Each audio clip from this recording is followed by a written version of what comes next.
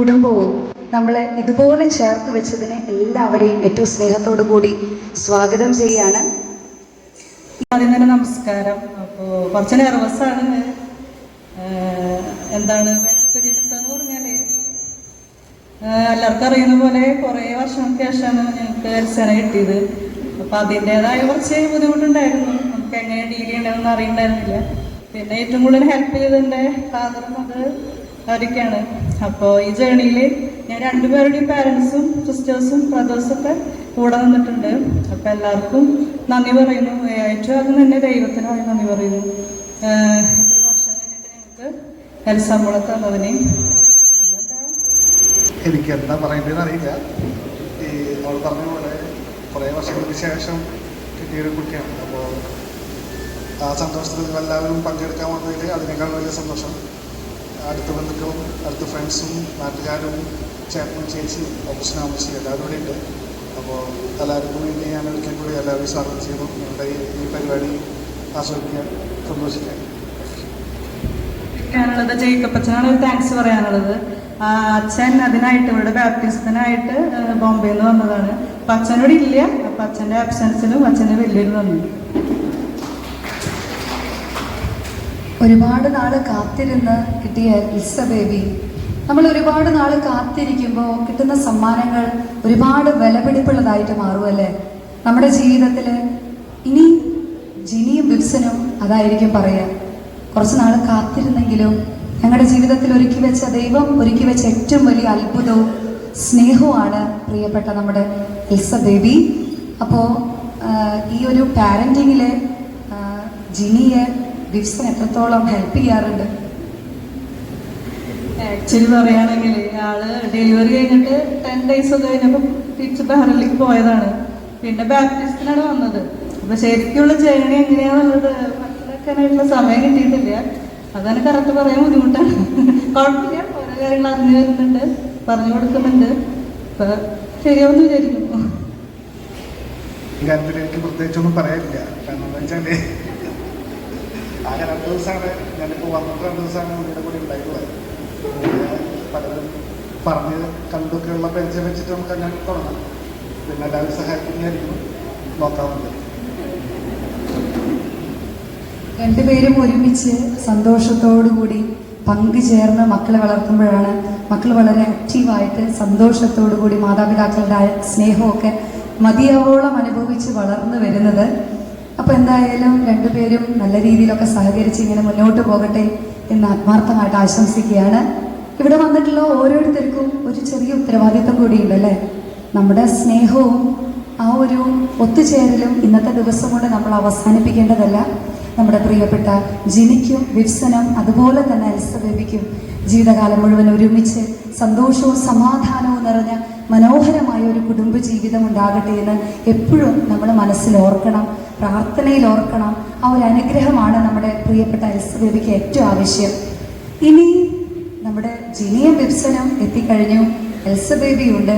ഈ ഒരു കുഞ്ഞിനെ കാണാൻ ജിനിയേക്കാളും വിബ്സനേക്കാളും ഒരുപാട് ആഗ്രഹിച്ച് ഇരുന്നിട്ടുള്ള കുറച്ച് ആളുകൾ കൂടി ഉണ്ടാവും.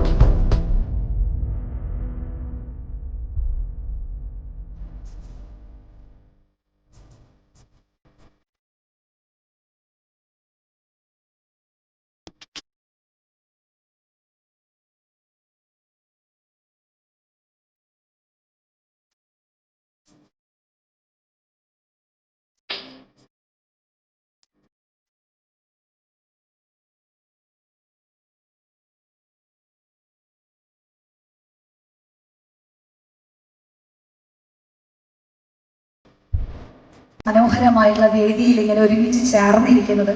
അപ്പോൾ ദൈവത്തിന് നന്ദി പറയാതെ നമുക്ക് എങ്ങനെയാണ് ഈ ഒരു ചടങ്ങ് ആരംഭിക്കാൻ കഴിയുക? അതുപോലെ തന്നെയാണ് ജിനിക്ക് ഏറ്റവും പ്രധാനപ്പെട്ട ഒരു നിമിഷം കൂടിയാണ് ഇത്. അപ്പോൾ ഈ ഒരു ദൈവാനുഗ്രഹത്തിന് ഒരു നന്ദി പറഞ്ഞുകൊണ്ട് മകൾക്കും സർവദാനങ്ങൾക്കും ഉറവിടമാ യേശുവേ,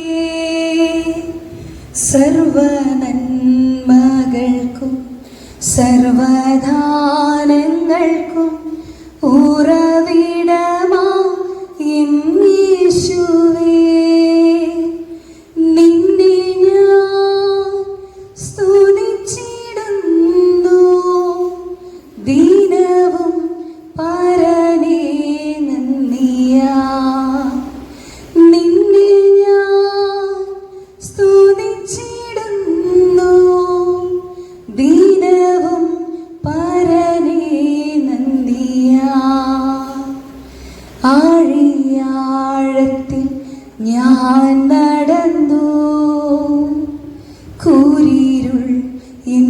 മറ പിടിച്ചു ആഴിയാഴത്തിൽ ഞാൻ നടന്നു.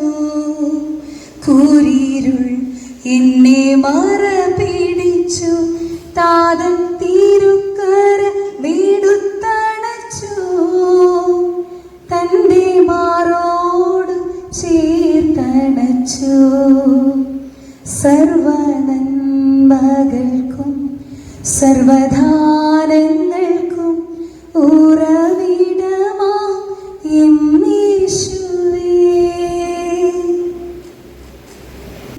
ലോകരക്ഷകനായിട്ടുള്ള യേശുവിൻ്റെ ദിവ്യ സാന്നിധ്യം അനുസ്മരിച്ചുകൊണ്ട് നമ്മുടെ കാലിത്തൊഴുത്തില് ഉണ്ണി യേശുവിനെ സമ്മാനിച്ച നമ്മുടെ മാതാവിനെയും ഔസേപിതാവും ആ തിരുകുടുംബവും ഒക്കെ ഓർത്തുകൊണ്ട് നമ്മുടെ പ്രിയപ്പെട്ട ജിനിയും ബിബ്സനും എന്നൊരു തിരുകുടുംബമായിട്ട്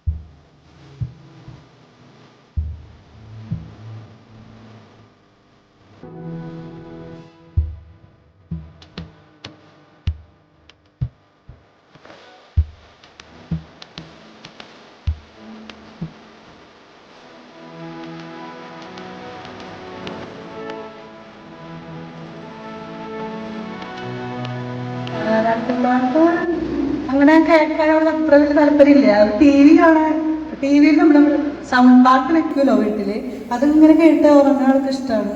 അതുകൊണ്ട് എനിക്ക് താരാട്ട് പാട്ട് പാടേണ്ട രീതി വന്നിട്ടില്ല. കാരണം പപ്പയ്ക്ക് ഭയങ്കര ഇൻട്രസ്റ്റ് ആണ് പാട്ടിലൊക്കെ. അപ്പൊ ആളെന്നും രാവിലെ പ്ലേ ചെയ്യും പാട്ട്. അപ്പൊ ഞാൻ പ്രഗ്നന്റ് ആയിരിക്കുമ്പോഴേ പാട്ട് കേൾക്കാറുണ്ട് ആള്. അത് കാരണം കൊണ്ട് തന്നെ ഇപ്പോഴും പാട്ട് ഇഷ്ടമാണ്. അതുകൊണ്ട് ഞാൻ പാടേണ്ടി വന്നിട്ടില്ല അധികം. എനിക്കറിയാം ഇവരുടെ ഫാമിലി എന്ന് പറഞ്ഞു കഴിഞ്ഞാൽ ഒരുപാട് ഗായകരുള്ള ഒരു നിറഞ്ഞൊരു കുടുംബമാണ്. അന്നത്തെ ദിവസം നമ്മുടെ പ്രിയപ്പെട്ട ജിജയുടെ ബാപ്റ്റിസത്തിന് ജിജയുടെ ഹസ്ബൻഡൊക്കെ നല്ല മനോഹരമായിട്ടുള്ളൊരു സിംഗർ ആയിരുന്നു. അതുകൊണ്ടാണ് ഞാൻ ചോദിച്ചത്, നിങ്ങൾക്കും അതുപോലെ തന്നെ പാട്ടൊക്കെ പാടും ഒരുങ്ങിയിരിക്കാവും എന്ന് കരുതി.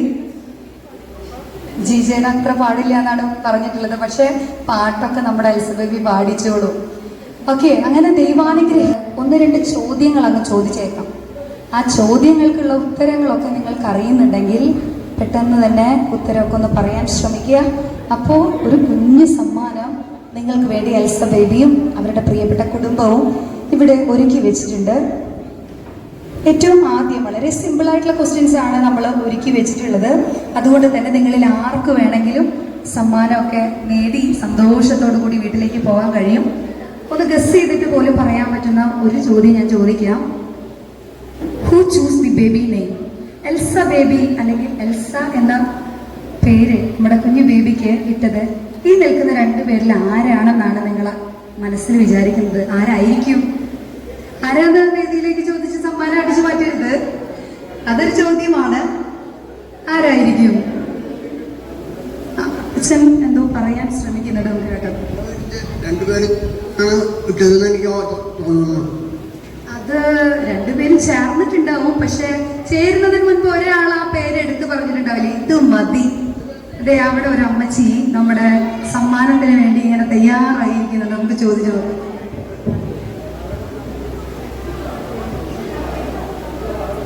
ജിനിയാണ്.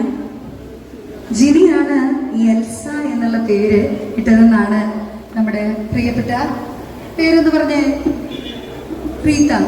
അപ്പം നമ്മുടെ റീത്താൻറ്റി പറഞ്ഞിട്ടുള്ളത് ജിനിയാണ് കുഞ്ഞിന് ഈ പേരിട്ടതെന്നാണ്. ആണോ? ജിനിയാണോ സെലക്ട് ചെയ്തത്? അതെ. എന്തുകൊണ്ടാണ് എൽസ എന്നുള്ള പേരിടണം എന്ന് ആഗ്രഹിച്ചത്? ഇതിന്റെ ഒരു റീസൺ ഉണ്ട്. റീസൺ എന്ന് പറയുന്നത് എൽസ എന്നുള്ളത് എലിസബത്തിന്റെ ഒരു വേരിയന്റ് ആണ്, അതുകൊണ്ടാണ് ഇടാൻ കാരണം. നല്ല ചേർന്ന ഒരു പേര് പോലെ നിങ്ങൾക്ക് തോന്നുന്നുണ്ടോ? എലിസബത്തിന്റെ ജീവിതത്തില് ദൈവം വലിയ അത്ഭുതമാണല്ലേ കാണിച്ചു വെച്ചത്. നമ്മുടെ വിശ്വാസത്തിന്റെ ഒക്കെ ആഴം വർദ്ധിപ്പിക്കുന്ന എലിസബത്തിനെ തന്നെയാണ് അവരവരുടെ ജീവിതത്തിലേക്ക് ദൈവം നൽകിയതെന്ന് ആത്മാർത്ഥമായിട്ട് വിശ്വസിച്ച് ആ ഒരു വിശ്വാസമാണ് അവരെ കൊണ്ട് എൽസ എന്ന പേര് ഇടിയിച്ചിട്ടുള്ളത്. അപ്പൊ നമുക്ക് റീത്താൻറ്റിക്ക് ഒരു സമ്മാനം കൊടുക്കണ്ടേ? അപ്പൊ നമുക്ക് എല്ലാവർക്കും ചേർന്ന് ആദ്യത്തെ ഉത്തരം പറഞ്ഞ റീത്താൻറ്റിക്ക് നല്ലൊരു കയ്യടിയോടുകൂടി നമുക്ക് സ്നേഹപൂർവ്വം സ്വാഗതം ചെയ്യാം.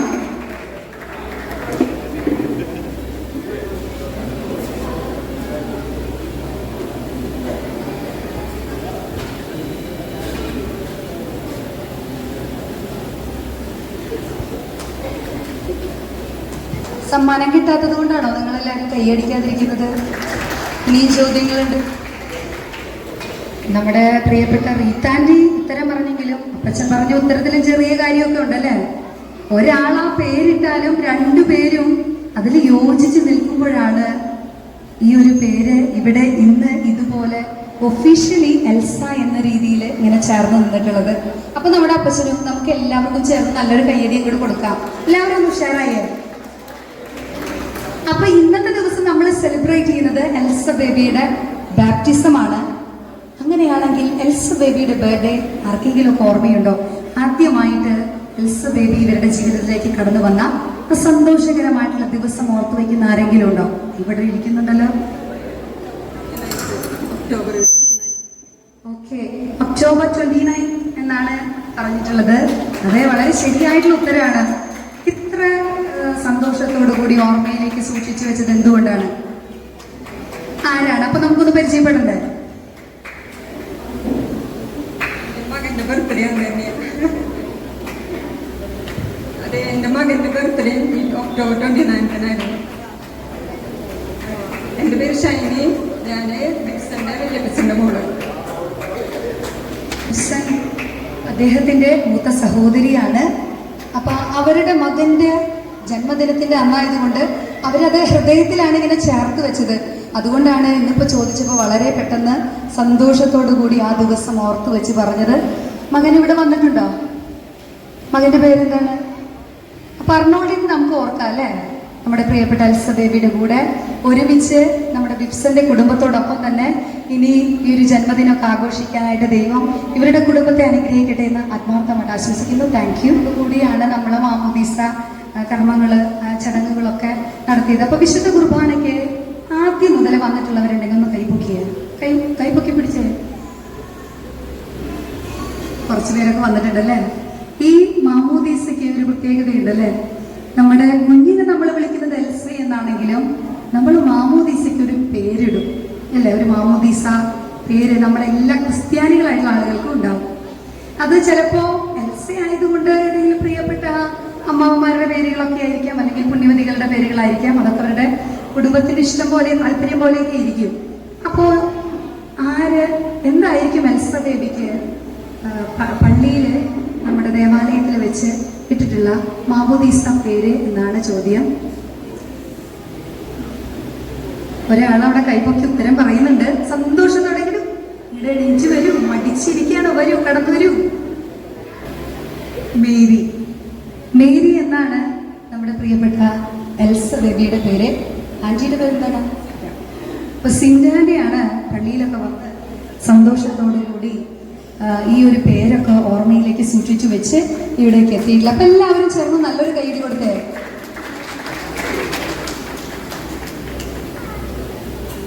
വളരെ നല്ല ഒരു പേരാണല്ലേ. പ്രിയപ്പെട്ട നമ്മുടെ എല്ലാവരുടെയും അമ്മയായ പരിശുദ്ധ അമ്മയുടെ പേരാണ് എൽസയ്ക്ക് ഇവർ കൊടുത്തിട്ടുള്ളത്. ഞാൻ നേരത്തെ പറഞ്ഞതുപോലെ തന്നെ ഇവരുടെ പ്രിയപ്പെട്ട ബിബ്സന്റെ ഏറ്റവും സ്നേഹം നിറഞ്ഞ അമ്മയുടെ പേരാണ് മേരി.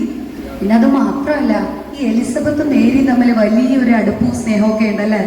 അപ്പൊ അവര് രണ്ടും കൂടി ഇവിടെ ഇങ്ങനെ ഇവരുടെ കയ്യിൽ ഒരുമിച്ച് ചേർന്നിരിക്കുകയാണ്. ഓക്കെ, അപ്പൊ നമുക്ക് മേരിന്റെ ഒരു ഭക്തിഗാനത്തിന്റെ 4 വരി പാടാൻ അറിയുന്ന ആർക്ക് വേണമെങ്കിലും ഇവിടെ വരാം.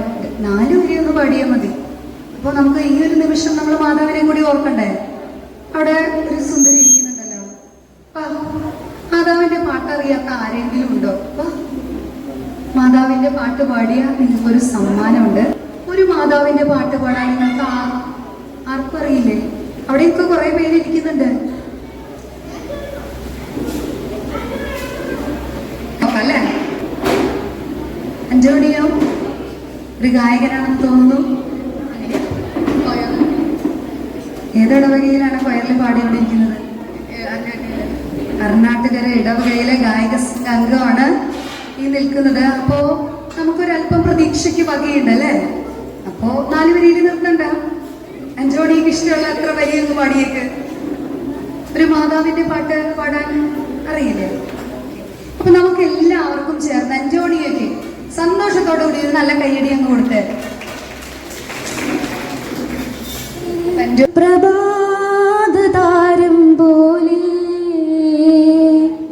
അത്യുന്നതന്റെ ഗേഹത്തിനുമീതെ ജ്വലിക്കുന്ന സൂര്യനെ പോലെ